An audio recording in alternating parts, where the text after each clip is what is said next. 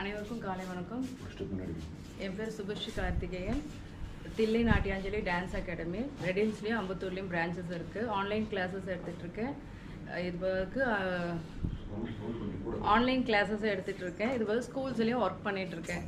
So நாங்கள் பண்ணுறது எப்படின்னா, உங்கள் எல்லாருக்குமே தெரியும், நம்ம இங்கே கூடியிருக்கிறது தமிழ்ன்ற ஒரு இனப்பற்று, நம்ம மொழிப்பற்று எல்லாத்தையும் அந்த தமிழ்ன்ற ஒரு விஷயத்தில் தான் நம்ம ஒரு புள்ளியில் இங்கே சேர்ந்துருக்கோம்.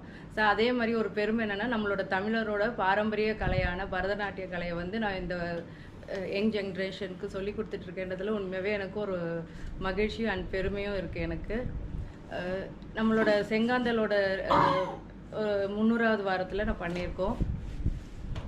அடுத்து ஆம்பல் ஸ்டார்டிங் ஓப்பனிங்க்கும் நம்ம பண்ணியிருக்கோம். ஸோ இது நம்மளோட பழைய ரெகுலராக வரவங்களுக்கு எல்லாருக்குமே தெரிஞ்ச ஒரு விஷயம். இது பரதநாட்டியம் கற்றுக்கிறதுனால என்ன ஒரு நன்மைகள்னால், self discipline, body exercise, flexibility, health benefits. இப்போது பசங்களை வந்து நல்ல ஒரு நல்ல மெமரி பவர் இருக்கும், சுறுசுறுப்பாக இருப்பாங்க பசங்க. எல்லாத்துக்கும் மேலே அந்த சோல் கான்டாக்ட்னு சொல்லுவாங்க, அதுதான் நான் பெருசாக சொல்லுவேன்.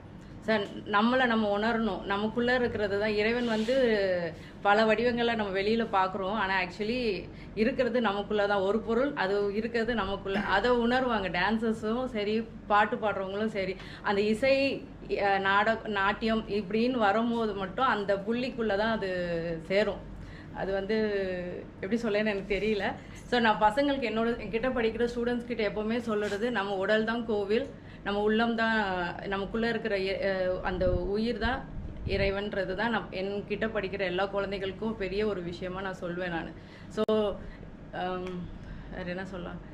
ஸோ இது கற்றுக்கிறனா நிறைய பெனிஃபிட்ஸ் இருக்குது. ஹெல்த் பெனிஃபிட்ஸ் எல்லாருக்குமே நமக்கு தெரியும், ஹெல்த் பெனிஃபிட்ஸ் இருக்குது.